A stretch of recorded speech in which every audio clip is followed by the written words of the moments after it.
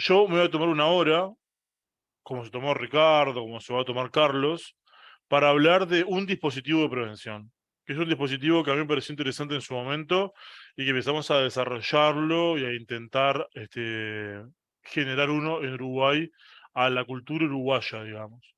Y eso de la cultura es importante porque implica las creencias. Todos, las culturas, las comunidades tienen determinadas creencias sobre el consumo de sustancias. Y nosotros, a la uruguaya, tenemos nuestras creencias, que no tienen por qué ser iguales de la un brasilero. Entonces son dispositivos que hay que adaptarlos al contexto. ¿No? Voy a contar un poco el marco teórico cuál es y después voy a mostrar una experiencia que estamos haciendo. Y de hecho, la semana pasada le pedí el aval a Saibal para presentarlo como contraparte en un llamado donde presenté como proyecto la elaboración de la elaboración y la evaluación del impacto de este tipo de dispositivos de prevención. Así que si eventualmente ese ciclo de la Universidad de la República llegara a considerar aprobar ese proyecto, este, el año que viene, instituciones educativas a través de esa igual podrían elegir eh, los dispositivos para trabajar en su institución. ¿Tá? Y además, también habría una parte de formación donde nosotros podríamos ofrecer formación a los docentes que les interese trabajar este tipo de cosas, porque en realidad los puede trabajar diferentes profesionales, sino no tienen por qué ser estrictamente, no sé, técnicos vinculados con las adicciones o cosas por el estilo. Un profe de biología lo podría hacer perfectamente, un profe de química también, nada, diferentes personas le puede interesar. De hecho, una cosa que no me quiero ir por las ramas porque tengo una hora, pero una cosa que siempre pasa es que cuando vamos a los centros educativos a dar algún tipo de actividad para docentes, nos damos cuenta que en realidad el tema es transversal, ¿no? O sea, profes de historia, hace unos días estuve en el Liceo 26 dando un taller para profes y se colgó mucho una profe de inglés para poder utilizar algunos de estos dispositivos y darlos en inglés para dar el contenido. Una profe de historia también estaba recolgada con el tema de que el alcohol tiene 9000 años y cómo las civilizaciones se fueron vinculando con el alcohol. O sea, hay muchas disciplinas que pueden utilizar talleres de este tipo para poder trabajar en el aula y por lo tanto no tiene por qué ser un psicólogo o un psiquiatra y tampoco tiene por qué estar, no sé, la Junta Nacional de Drogas dando talleres en todo el país. Los profes que les interese los pueden desarrollar. De hecho, un objetivo transversal de este curso, cuando lo propusimos, era eso, era mostrarles modelos que tienen evidencia, como también tiene este modelo, y que son adaptables al contexto nacional y que cualquier profe podría desarrollarlo si le interesa. ¿No? Porque después pasan cosas como pasó con el 26, por ejemplo, que fui y di la actividad y estaba lleno de profes y después querían que yo me quedara en el liceo a dar el taller a todos los estudiantes del liceo. O sea, me dijeron, che, tenemos 12 cuartos, creo que eran 12. Tenemos 12 cuartos. ¿Te animás a dar el taller a los 12 cuartos? Y es como tipo, no, eso no tiene, o sea, no tiene por qué ser individuo dependiente, sino que en realidad lo que hay que hacer es formarnos para que esto lo pueda dar diferentes personas. Y forma parte también de este curso. Cuando yo di la clase anterior que hablamos de prevención primaria y secundaria, estuvimos hablando del tema de los diferentes tipos de talleres.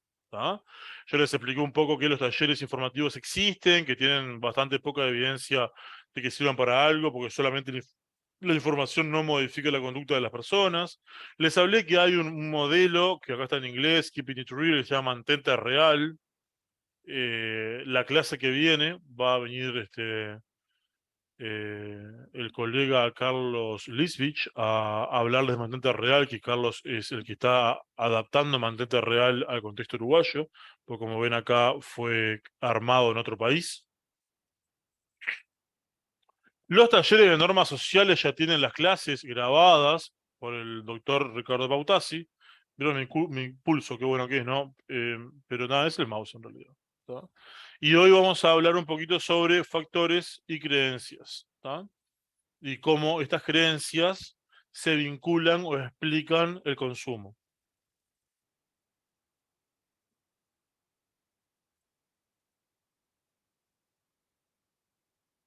Bueno, Ahora sí. Entonces, voy a dedicarle esta hora a hablar de las cosas que estamos desarrollando en Uruguay ya hace unos años, que son los factores de prevención, o sea, mejor dicho, los talleres de prevención basados en creencias. ¿Tá? Que esas creencias son factores que estimulan el consumo, justamente. Recuerden la clase de prevención que vimos, donde cualquier factor que estimule el consumo es un factor que me sirve para hacer prevención. Así yo sé que, por ejemplo, de la cantidad de cosas que vimos, que si empiezan a tomar alcohol antes de los 15 años, toman más alcohol, bueno, es un factor que me sirve para hacer prevención, que no empiecen a consumir alcohol antes de los 15 años. Así para muchos factores. Y uno de esos factores son las creencias. La teoría cognitiva lo que dice es que nosotros estamos mediados en el mundo a través de nuestras creencias. Y que las creencias se adaptan a diferentes circunstancias y a diferentes objetos. Por ejemplo, una bebida o una droga en general. Todos nosotros vamos a creer que una sustancia puede ser buena, puede ser mala, me puede ayudar, no me puede ayudar, me puede hacer daño, etcétera. Entonces, la creencia que yo tenga de esa sustancia va a estar condicionando mi conducta de consumo. ¿Ah?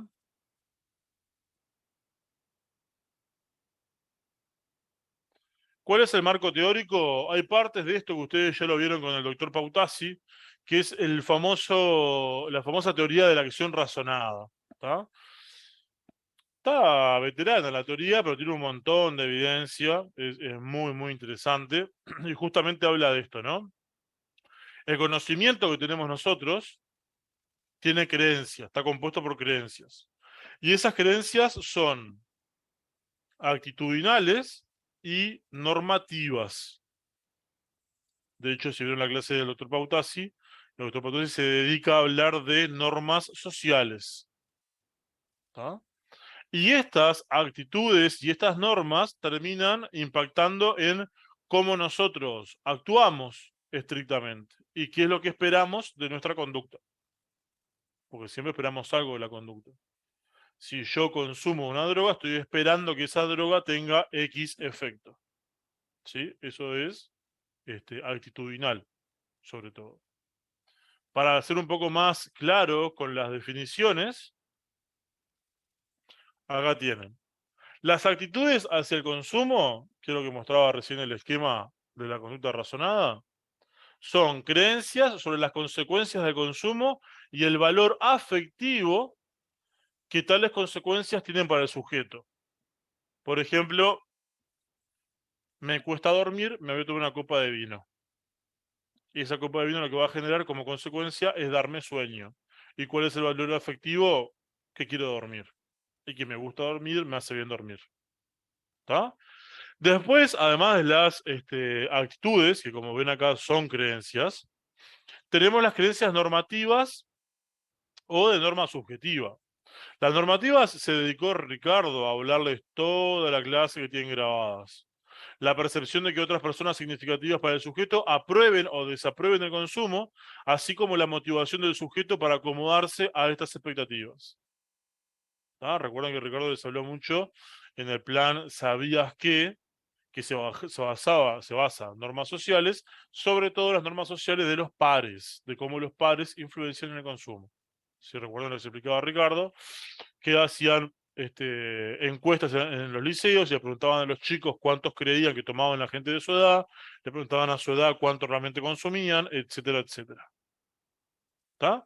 Así lo normativo es importante y también está influenciando en el consumo. ¿Sí? Nosotros vamos a trabajar las creencias de un formato bastante más homogéneo, digamos.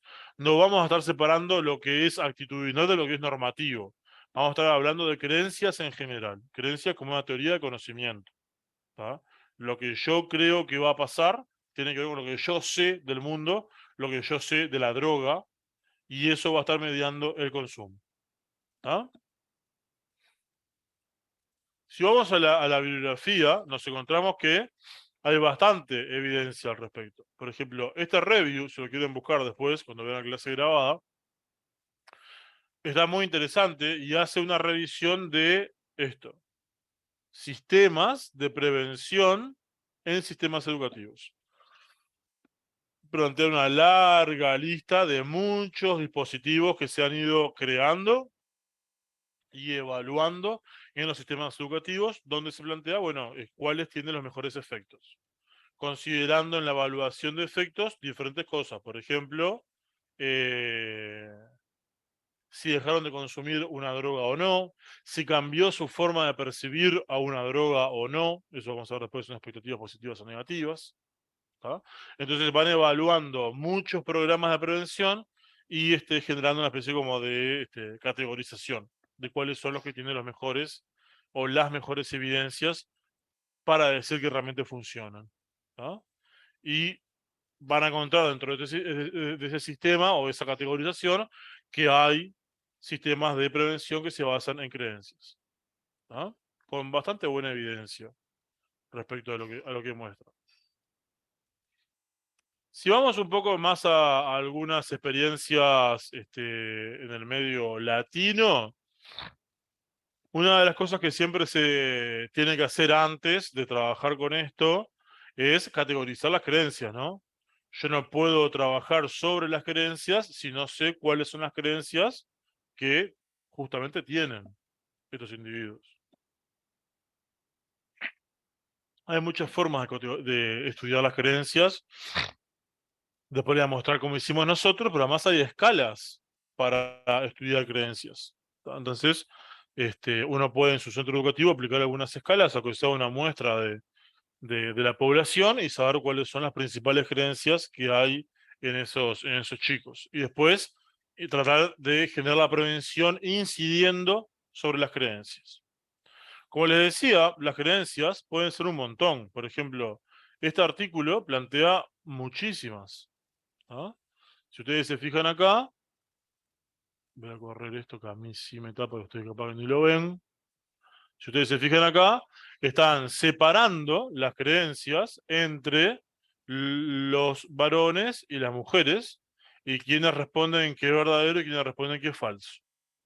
¿Tá? Así uno puede ver cuáles son las principales. Acá hay una escala que mide 18 creencias, y puede ver cuáles son las que tienen principal incidencia. ¿Sí? Y además, en este caso, está separado por sexo biológico, lo cual es un aspecto muy importante cuando uno diseña planes de prevención, porque no es lo mismo trabajar la prevención en varones que en mujeres. Y después vamos a ver que inclusive cuando uno evalúa el impacto de un plan de prevención, tiene que separarlos por sexo, porque pueden impactar de forma diferente. ¿Tá? Tiene, por ejemplo, el alcohol facilita la relación con las personas. Los chicos responden mucho más que las chicas. ¿Tá? Entonces, en todas esas diferentes categorizaciones, uno se puede dar cuenta, acá por ejemplo, esto responden más las mujeres.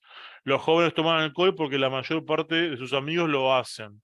Las mujeres tienen más esa creencia que los varones. ¿Sí? Entonces, uno tiene que ir viendo en su población cómo se distribuyen esas creencias. ¿Tá?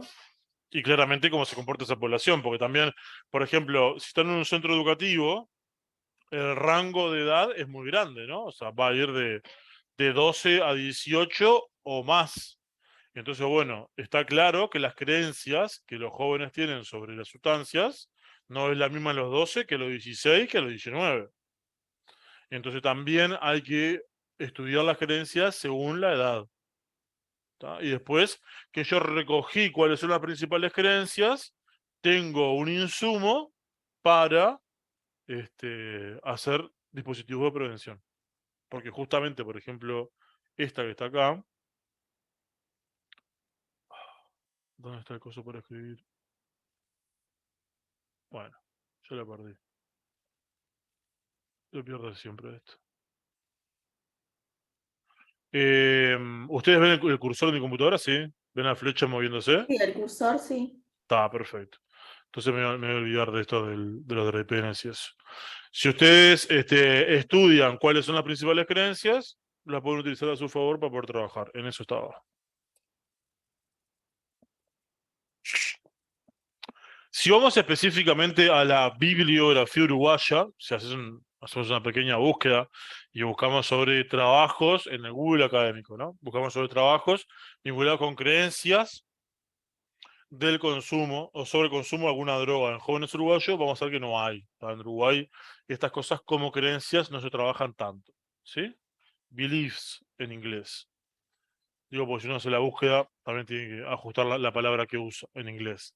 No encuentra mucha cosa. Y en Uruguay no hay. Pero lo que sí pasa en Uruguay, por ejemplo, es que si vos vas a la última encuesta de consumo de drogas en enseñanza de la educación media, lo que sucede es que utilizan la palabra percepción. Fíjense acá, algunos critican, otros no, no harían ninguna crítica o no le darían nada. Acá se están fijando la reacción de los amigos si supieran que fuman cannabis. Son normas sociales, ¿no? Es normativo. ¿Qué es lo que dirían mis amigos si se enteran que yo fumo cannabis? ¿Ah? Y eso en realidad son normas, y como son normas son creencias, pero acá lo usan como percepción. Entonces, si uno quiere buscar un poco de información sobre esto, tiene que tener cuidado con esas pequeñas diferencias de términos, que también vienen de algunas diferencias de la traducción, etcétera, que percepción no es lo mismo que creencia. ¿Tá? Pero puede pasar, por ejemplo acá, que lo utilicen como homólogo. Este tipo de contenido son creencias. ¿Tá?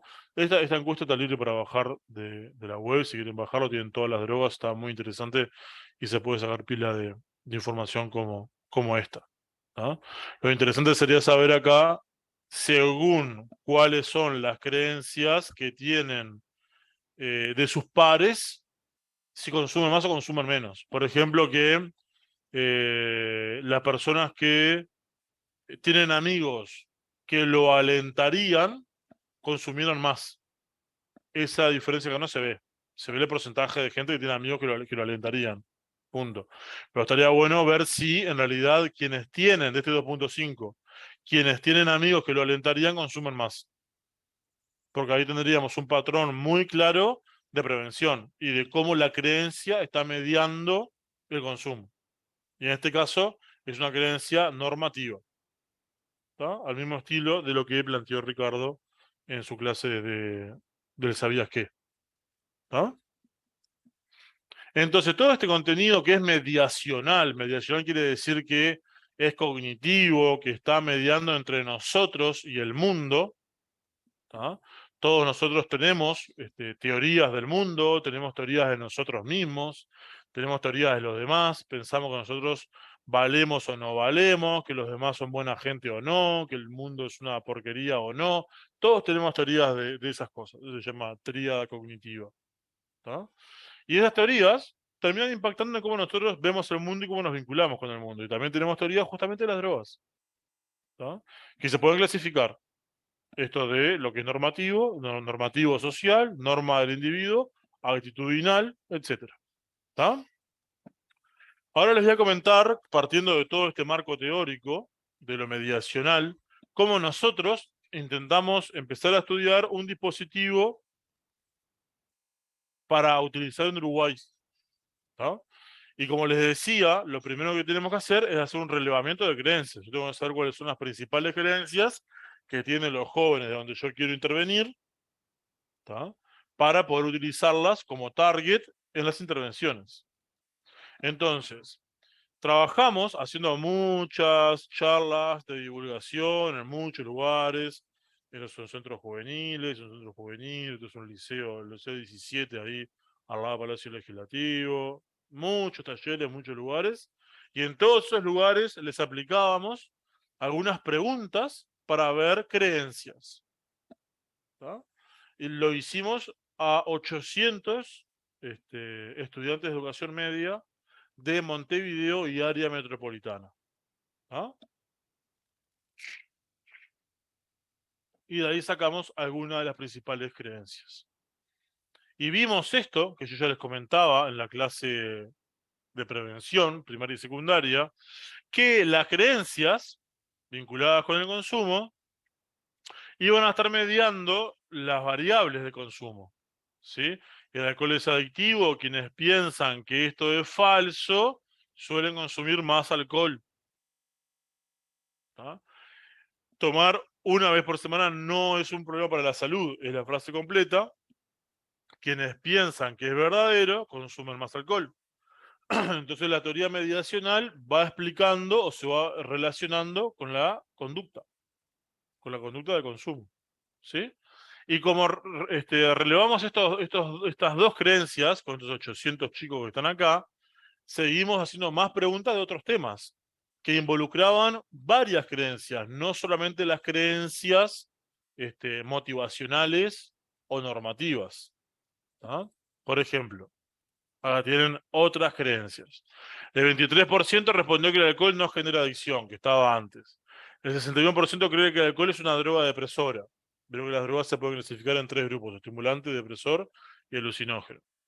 El 25 y el 60% cree que los amigos o la familia no influyen en el consumo de alcohol. Esto es un montón. Que el 60% de los chicos, o sea, más de la mitad, piensen que la familia no influencia en el consumo, es un montonazo. 33, uno de cada tres, cree que los adolescentes resisten más el alcohol que los adultos. Solamente uno de cada tres. Bueno, en realidad debería ser mucho más. 48, el 50%, la mitad, cree que no hay diferencia entre el sexo respecto a la resistencia al alcohol. Biológicamente los hombres pueden tomar mucho más alcohol que las mujeres.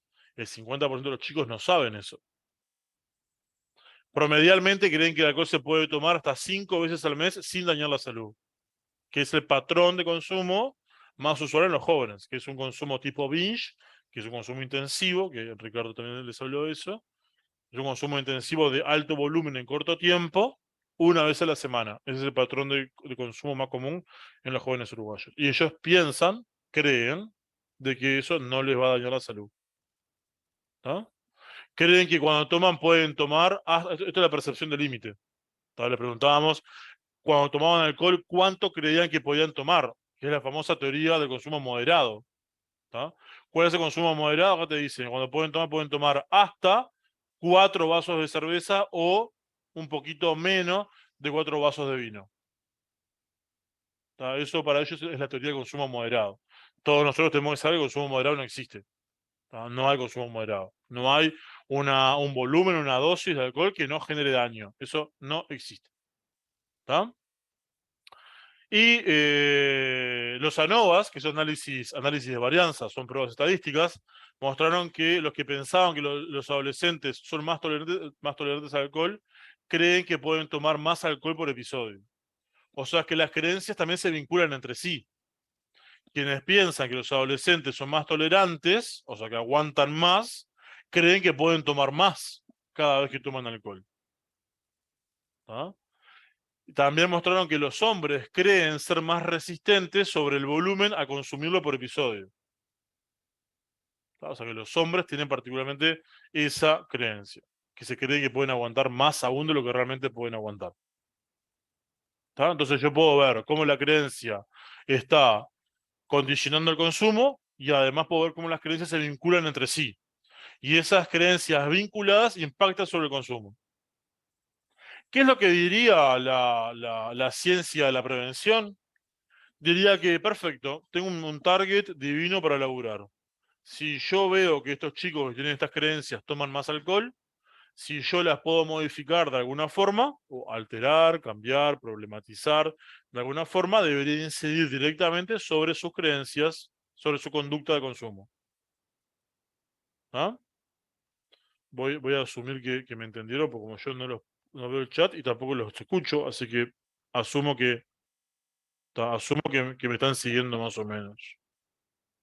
Es entendible. Bien, entonces vayamos a la aplicación del dispositivo. Después que yo le apliqué estas preguntas a 800 chicos de todo Montevideo y área metropolitana, tengo información para poder diseñar los dispositivos de prevención. A nosotros se nos ocurrió algo en base a la bibliografía, pero tampoco con tanta evidencia. Se nos ocurrió que eran demasiadas creencias y que las creencias se pueden agrupar en 3 talleres temáticos, donde en cada uno de los talleres viéramos un conjunto de creencias. ¿Sí? Entonces dijimos, bueno, vamos a aplicar los talleres. Esos talleres ya no se podían aplicar de forma masiva, digamos, como hicimos, como se recabó la información, porque para llegar a 800 chicos tuvimos que ir a un montón de liceos. Acá lo que dijimos fue, vamos a probar esto en un liceo piloto, a ver cómo funciona, y lo evaluamos. ¿Tá? Evaluamos a la población y evaluamos el resultado de la intervención. ¿Tá? Entonces, en la etapa 2 hicimos un trabajo en el Liceo Díaz Vilariño 63 de Montevideo. ¿Tá? ¿Por qué elegimos ese liceo? Simplemente porque las condiciones estaban dadas. No tiene un motivo ni sociodemográfico ni nada. En ese liceo trabaja uno de los profesores que colaboró con todo esto, con todo este diseño, que se llama Gastón Braco. Y Gastón habló con las autoridades y las autoridades nos dejaron ir a trabajar al liceo. ¿Tá? Todos ustedes están vinculados al sistema educativo, saben lo difícil que es llegar a determinados lugares, a determinadas autoridades, llegar a tener los OK para poder trabajar en determinados temas o instituciones.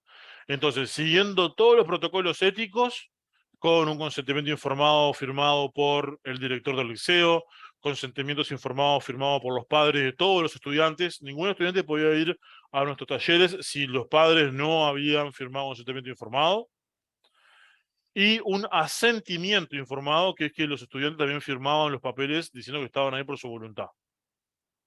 ¿Tá? Con todos los criterios éticos, logramos que este liceo nos dejara trabajar ahí.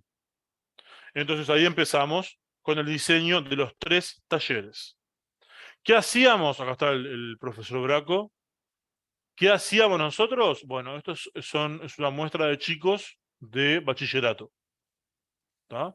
Los que querían y tenían consentimiento informado por sus padres podían ir, y estos son los que terminaron yendo. ¿Tá? Hicimos un conjunto de medidas pre ir a los talleres y un conjunto de medidas post ir a los talleres. ¿Tá? Les aplicamos un conjunto de escalas que les voy a mostrar después, antes de empezar, y un conjunto de escalas después de haber asistido a los 3 talleres. Los 3 talleres eran mensuales, uno por mes. Y eran Acá temáticos. preguntan, perdón, todo eso se necesita, no sé a qué se refieren, no sé, todo eso se necesita. Todo A los eso permisos. sí, no, en realidad es mucho más complejo que eso, ¿no? Pero ustedes saben mucho más que yo que eso. Yo he intentado trabajar en secundaria un montón de veces y es un lío trabajar en secundaria. No te dan bola, vos llevas propuestas y no te dejan entrar a ningún lugar, llamás por teléfono y te cuelgan, mandás mails y no te responden. O sea, trabajar en secundaria es un lío. Eso yo no estoy descubriendo nada con eso. Por eso digo que con este liceo lo que estuvo interesante es que nos dieron como una entrada bastante franca, mientras que cumpliéramos con todos los aspectos éticos que había que resguardar. Este proyecto tiene un aval de un comité de ética, porque tiene que presentar el proyecto a un comité de ética que vea lo que vos proponés y cómo vas a trabajar con los datos, y cómo vas a conservar el anonimato, y cómo no vas a mostrar información que pueda delatar menores y cosas por el estilo. Y a partir de ahí fue que pudimos trabajar. ¿Tá? Ustedes de eso saben mucho más que yo. Yo solamente he intentado hacerlo y nunca he podido. Solamente en este liceo hemos tenido buenas opciones. Bueno, entonces empezamos con los talleres. ¿Tá? Como les decía, hubo medidas pre y post para comparar el efecto de los talleres. Y el primer taller fue un taller sobre el alcohol como droga y la adolescencia como un periodo crítico. Eso fue el tema del taller. Para empezar, les pedíamos que hicieran subgrupos de 3 a 5 estudiantes y que respondieran estas preguntas. ¿Tá? Para discutir en subgrupos, ¿el alcohol es una droga depresora? ¿Sí o no y por qué? ¿Cuáles son los factores que conoce que estimulan el consumo de alcohol? Enumere y explique. ¿Quiénes pueden tomar más alcohol? ¿Los adolescentes o los adultos? Explique. ¿Tá? Entonces, ahí se generaba un disparador, tenían un tiempo para poder responder las preguntas, y después todo lo que se debatía en los subgrupos, tipo grupo de discusión, tenía que quedar escrito en una hoja. Karen. Te vi que abriste el micrófono. No sé si vas a preguntar algo, Karen. Un comentario del chat o algo. No, no. Está, ok. Entonces, le pedíamos que todo lo que se debata lo dejaran por escrito. ¿Tá? Entonces, bueno, acá tienen, les muestro un par de hojas, creo que además algunas ya las mostré en la clase anterior de prevención. Un grupo de chicos de bachillerato se les pregunta si el alcohol es una droga opresora o no. No, porque el alcohol te inhibe y hace que te animes a hacer más cosas, o sea que no perciben eso del efecto paradójico que tiene el alcohol, porque es una droga depresora, pero al principio, cuando aumenta en la sangre, es euforizante. Como algunos de los criterios que estimulan el consumo, te ponen presión social, búsqueda de aceptación, estar deprimido. Esos son buenos criterios que conozcan ese tipo de información. Y en el punto 3, los adultos pueden tomar más que los adolescentes porque tienen más acceso al alcohol y más libertad. Otro grupo pone que sí, que es una droga depresora, pero a la persona le cae de diferente manera, por eso algunos pueden estar más estimulados que otros, como factores de estimulación, propaganda, las prohibiciones, prohibirlos para ello estimular el consumo, las fiestas con amigos, etcétera. ¿Quién puede tomar más? Los adultos, porque es más fácil la venta a mayores, pero igual así lo consumen más los adolescentes, ya que toman más seguido que los mayores en cantidad y en distintas ocasiones. ¿Tá? Esa respuesta es los adolescentes. Los adolescentes pueden tomar más alcohol que los adultos. La mayoría de los chicos eso no lo saben. ¿Tá? Y por eso tampoco se perciben como población de riesgo. ¿Tá?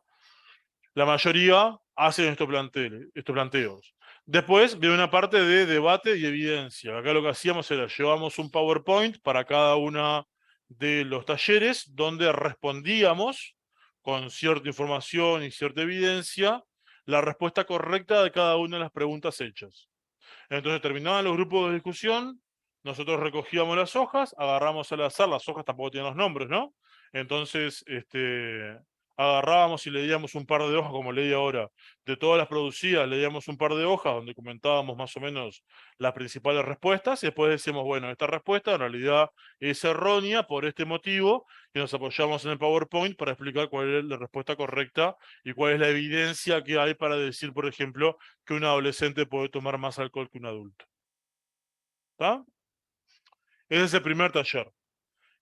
Ahí fuimos hace un montón de creencias, ¿no? Porque estamos yendo ahí a un montón de creencias. Por ejemplo, que el adolescente puede tomar más alcohol que un adulto. ¿Tá? Por ejemplo, que un factor puede ser o no estimulante. Como mirábamos hoy en las creencias, ¿no? El 50%, el 20% te decía que los amigos no influenciaban el consumo y el 50% te dice que sí influencia el consumo. La familia, perdón. 20 los amigos, 50 la familia. Cuando les preguntamos cuáles son los factores que estimulan el consumo, vamos directamente también a hablar de la familia y los amigos. Entonces así vamos modificando y dándoles insumos para que determinadas creencias se vayan cambiando. ¿Tá?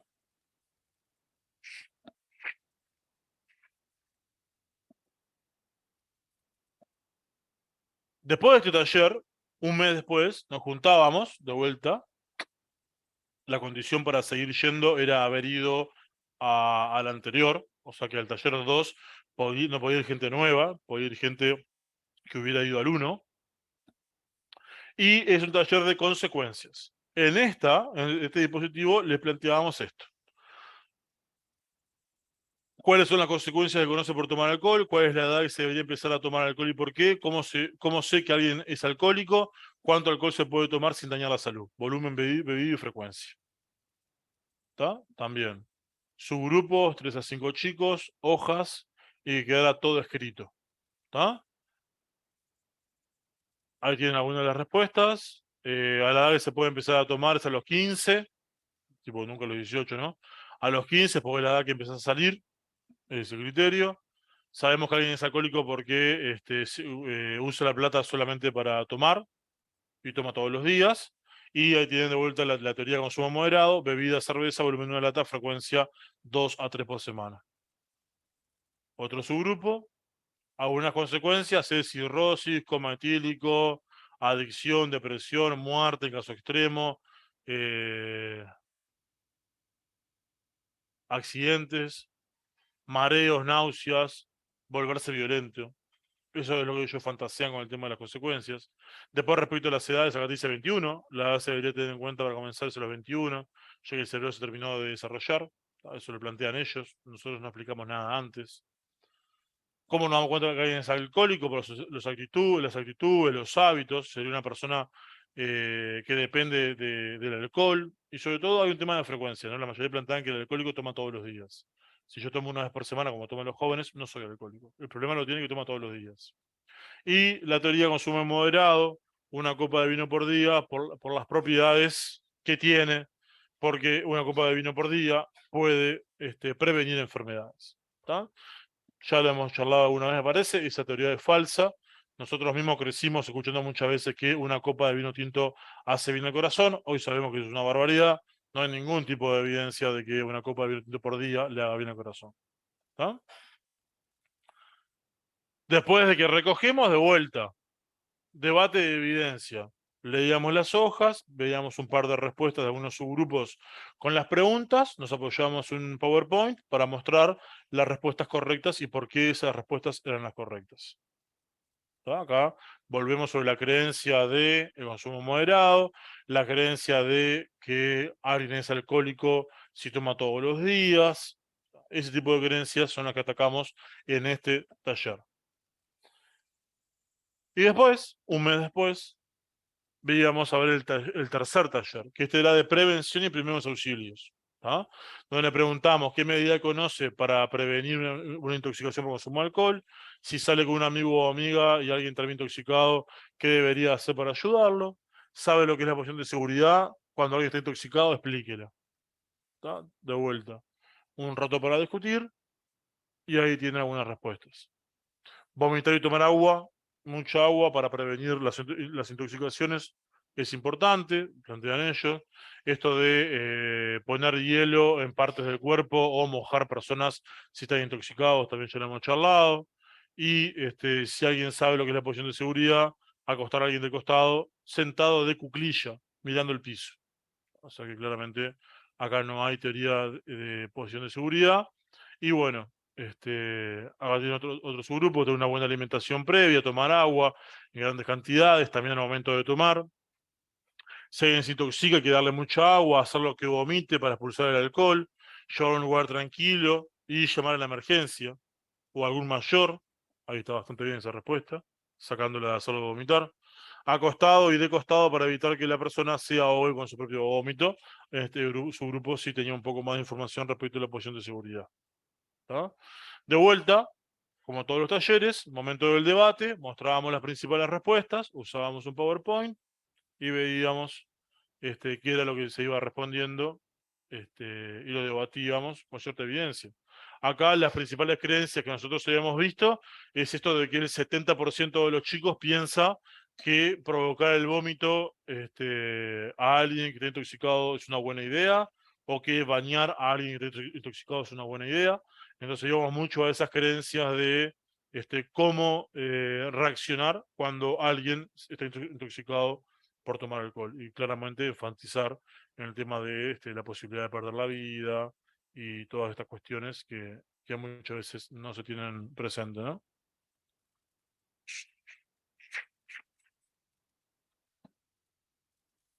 Acá pasaron 3 meses, 4. Ahora hay que ir a la siguiente etapa, que es la de decir, bueno, vamos a ver si todo esto sirvió para algo. ¿Tá? Vamos a evaluar si esto sirvió para algo. Entonces, evaluamos la población primero, el grupo de chicos que participó, y después evaluamos el impacto que tuvo sobre variables de consumo. ¿Tá? El primer punto vinculado a las características de la población, lo que hicimos, a lo que estoy diciendo acá es mostrando una escala.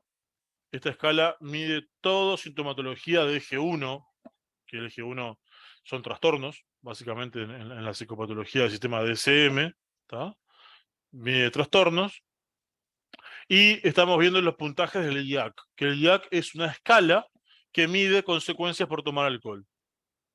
Se suele aplicar de rutina en muchas evaluaciones porque cuando los chicos, vos le preguntás a alguien cuánto alcohol toma, muchas veces no se acuerda, te responde más o menos.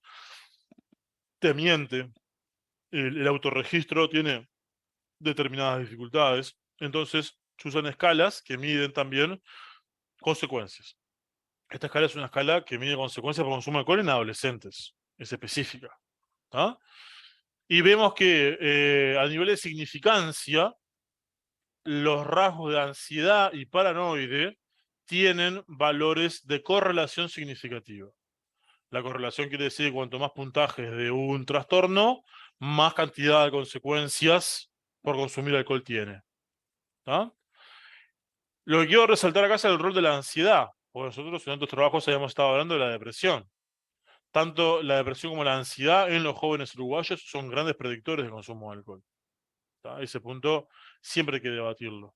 Sobre todo cuando trabajas con los grupos, hay que trabajar en algún lugar con el tema de la depresión y la ansiedad, porque es lo más preponderante. De hecho, si se acuerdan en una foto que puse de lo que los chicos escribían, ellos mismos hablan de la depresión vinculada al consumo de alcohol. ¿Tá? Entonces, ese tipo de cuestiones tienen que estar incluidas. ¿Tá? Porque muchas veces se habla de factores externos vinculados con el consumo, propaganda, amigos, familia, lo que sea, pero hay un montón de factores internos vinculados con la psicopatología o la patología dual que también están asociados con un mayor consumo de alcohol. ¿Ah? Esta era la característica psicopatológica de la población. Después evaluamos, esta escala les acabo de explicar que es las consecuencias vinculadas con el consumo de alcohol, y acá vemos sexo biológico, hombres y mujeres. La pregunta es, ¿por qué puse esto si no hay diferencia? Porque ustedes se fijarán que si se fijan las medias, acá no hay, esta pequeña diferencia que hay acá no es significativa, ni cerca de significativa. ¿Tá? Para mostrar justamente que no hay diferencia. Porque nosotros estamos acostumbrados en la bibliografía que se hable mucho de la diferencia entre hombres y mujeres y cómo los hombres biológicamente pueden tomar más y bla, bla, bla. Pero en Uruguay está pasando, como hemos hablado en otras clases, que cada vez se inicia antes el consumo en ambos, en hombres y mujeres. Y tanto se consume de que no hay diferencia en las consecuencias. En la bibliografía básica, este punto debería estar mucho más arriba. Pues en las poblaciones uruguayas eso no está pasando. Las mujeres están tomando el mismo ritmo que los hombres y tienen las mismas consecuencias. Entonces, esto es importante de resaltar. Esto es una muestra de, sobre todo, el montón que toman las mujeres uruguayas. ¿Tá? Que después puedo explicar un poco más esa frase que acabo de decir. Además de esto, acá tienen. EA son expectativas. Todos nosotros tenemos expectativas positivas y negativas de cualquier bebida, de cualquier droga. Yo puedo decir, qué ganas de fumar marihuana que tengo. Bueno, ¿por qué? Porque me va a relajar, eso puedo verlo como algo positivo. Y después digo, pero me va a marear y eso no me gusta y eso para mí es negativo. Ahí tenemos expectativas positivas y negativas. Claramente las expectativas positivas hacen que uno consuma más de una droga y las negativas que uno consuma menos de una droga. ¿Ah? Fíjense acá, las expectativas positivas en hombres y mujeres no difieren. Es como la misma gráfica de la anterior. No hay diferencia en las consecuencias y tampoco hay diferencia en las expectativas. ¿Tá? Y acá, si se fijan, las mujeres tienen inclusive unos puntos menos de expectativas negativas. Eso quiere decir que están menos regulados hacia lo negativo. O sea, las mujeres piensan, las mujeres de este grupo estamos hablando, ¿no? Piensan menos lo mal que pueden pasar si consumen alcohol. ¿Se entiende eso? Cuando yo tomo alcohol, yo puedo decir, esto me va a dar resaca. Mañana me va a doler la cabeza. Hoy de noche voy a tener acidez. Todo eso son expectativas negativas. Estas personas tienen muy pocas expectativas negativas, sobre todo las mujeres. Esto es importante para que después analicemos los resultados. ¿Ah? Una pregunta que hacen, si es el aumento de la ansiedad, el depresor, por ejemplo, pueden hacer que influya en llevar al suicidio. Sí, bueno, una cosa que nosotros fuimos incluyendo con el tiempo, en este dispositivo no lo hicimos. Lo hicimos en dispositivos posteriores. Fue incluir un triángulo, nosotros le decimos el triángulo de la salud mental del adolescente, que es un triángulo estrictamente, donde está la depresión, el consumo de alcohol y el suicidio en cada una de las puntas. ¿Ah? Las personas deprimidas toman más alcohol, las personas con ideación suicida toman más alcohol, las personas deprimidas tienen más ideación suicida, entonces las tres variables se vinculan entre sí. Y en Uruguay tenemos para las tres variables los indicadores más altos de América Latina. Sobre lo que consumimos más alcohol, tenemos un índice de depresión adolescente altísimo y un índice de suicidio adolescente también muy alto. Entonces, ese tipo de cosas se pueden vincular también cuando uno habla de salud mental con los chicos. ¿Tá? En este dispositivo no lo incluimos a eso. Estaba explicando sobre el tema de que no hay diferencia en las expectativas positivas, ¿tá? Y que las mujeres tienen menos expectativas negativas que los varones. ¿Tá? Eso es todo antes de hacer los talleres, ¿no? Todo eso es como el pre, ¿sí? Y acá vemos justamente lo que yo les explicaba, que la bibliografía lo muestra claramente y se cumple en esta población. Expectativas positivas, las cosas buenas, lindas, interesantes que me van a pasar por tomar alcohol y las consecuencias por tomar alcohol.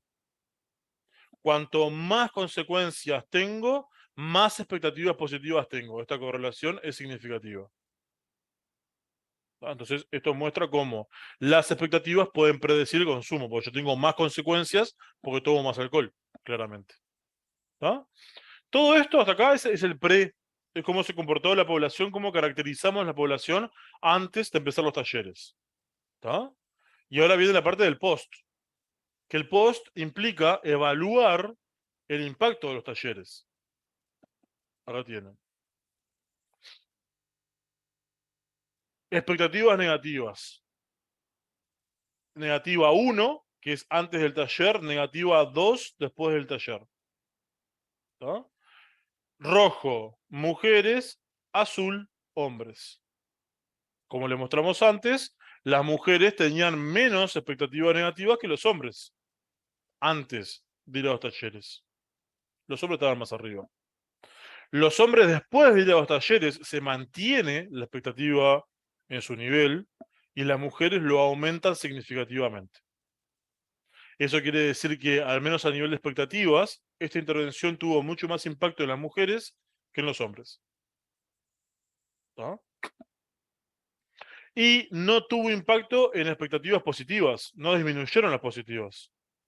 A partir de las mujeres antes de los talleres y después de los talleres, los hombres antes y los hombres después. En las expectativas positivas no hubo impacto. La bibliografía te diría que para que fuera perfecto, vos deberías aumentar las negativas y disminuir las positivas. Para las positivas no disminuyen. ¿Está? Y después otro punto que es muy relevante, se explico esta gráfica, es el pre-taller y el post-taller. Las barras negras son mujeres, las barras grises son hombres. Este es el porcentaje de consumo la última semana. Esta escala la aplicábamos antes de los talleres y después de los talleres. ¿Consumiste alcohol la última semana? ¿Sí o no? Entonces, esto es el porcentaje que responde que sí. Antes de los talleres, los hombres en el entorno del 5% te dice que tomaron alcohol la última semana. Las mujeres te responden en el entorno del 20% que tomó alcohol la última semana. Vean la importante diferencia que hay, donde las mujeres están arriba. Van a ver después que no es la única variable. ¿Tá? Después de haber ido a los talleres, si comparo las mujeres van del 20 al 40. Esto en el 40 más o menos. O sea que después de los talleres sube un 20%. Alguien podría decirme, vos, sube 20%, es un montón. Bueno, a esa edad es esperable que subas esa cantidad. Es esperable que los adolescentes a esa edad de bachillerato vayan tomando cada vez más alcohol. ¿Tá? Fíjense. Pero los varones subieron del 5 al 40 casi. Los varones subieron 35 y las mujeres subieron 20. Eso quiere decir que las mujeres subieron menos que los varones.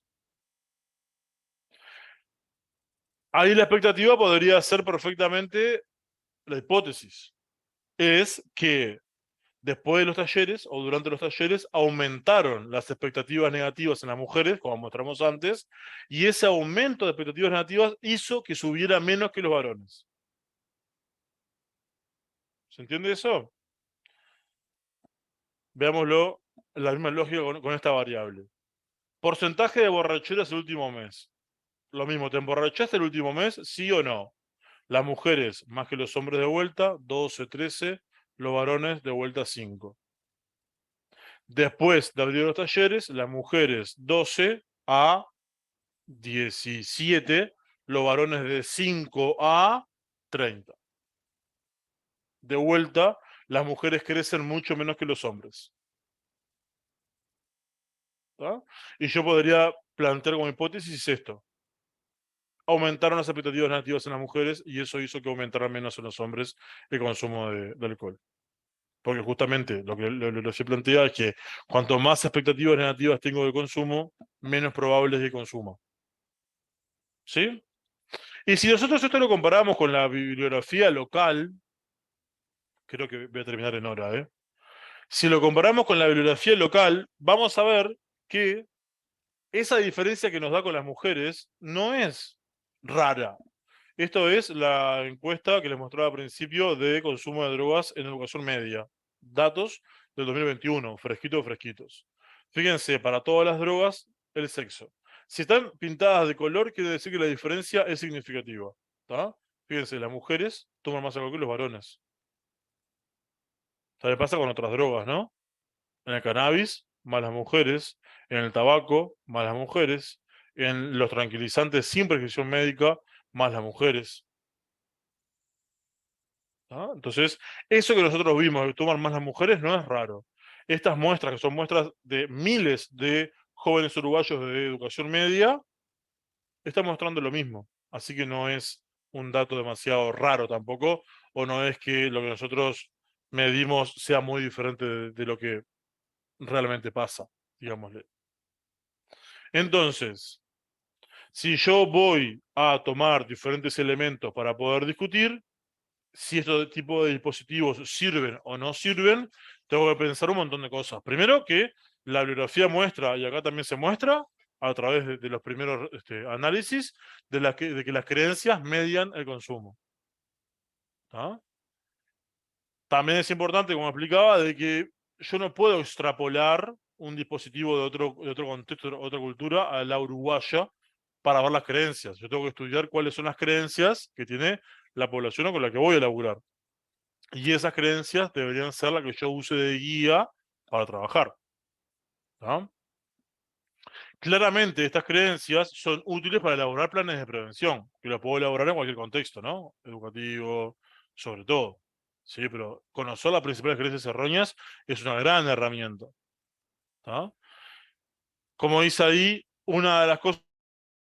¿Vieron que ahora el gobierno puso la rendición de cuentas unos fondos importantes para trabajar en salud mental y consumo de drogas en la población uruguaya, con principal énfasis en los adolescentes? Salió en el diario Hoy, no sé si lo vieron a eso.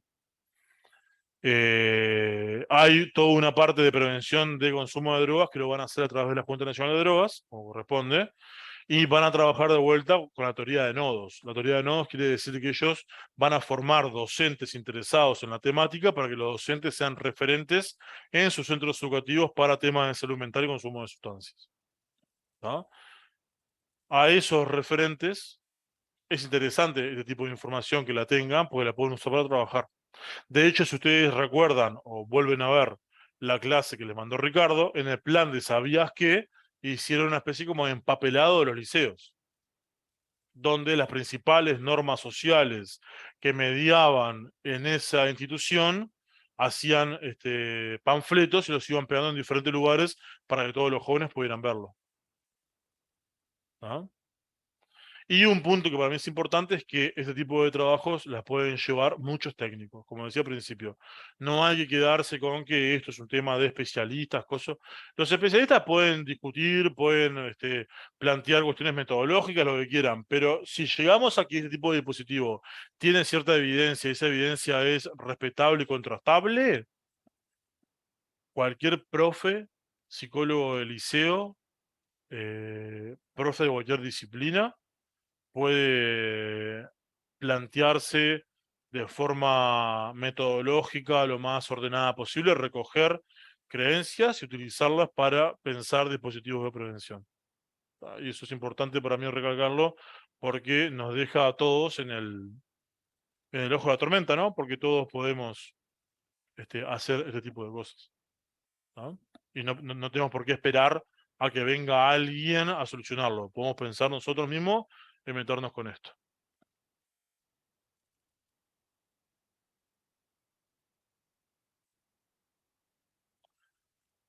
Y 58.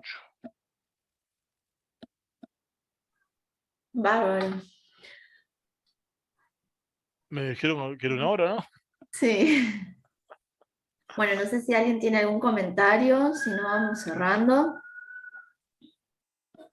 Acá preguntan, ¿a partir de eso se puede hacer el protocolo como al principio? Ah, sin tanto protocolo como al principio. A partir de la creencia que nosotros postulamos, ¿se refiere A la ver. pregunta?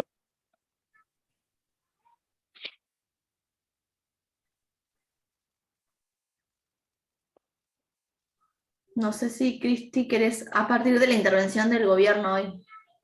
Ah, no, lo del gobierno va por otro camino. Eso vamos a tener que esperar todos a ver cómo lo van a llevar adelante ellos. Yo no me metería mucho en ese lugar. Pero bueno, van a trabajar con la teoría de nodos, lo cual quiere decir que van a. La Junta Nacional de Drogas va a ofrecer un tipo de formación que van a poder elegir docentes interesados y quienes vayan a esa formación van a poder ser referentes institucionales en el tema de adicciones y salud mental. ¿En qué los van a formar? Yo no tengo ni idea. Supongo yo que en habilidades para la vida, que es lo que la Junta Nacional de Drogas siempre ha estado como pregonando, que básicamente son habilidades socioemocionales. Supongo, capaz que no, pero está. Las habilidades para la vida, como les planteaba en la clase de prevención, ha mostrado buenos resultados.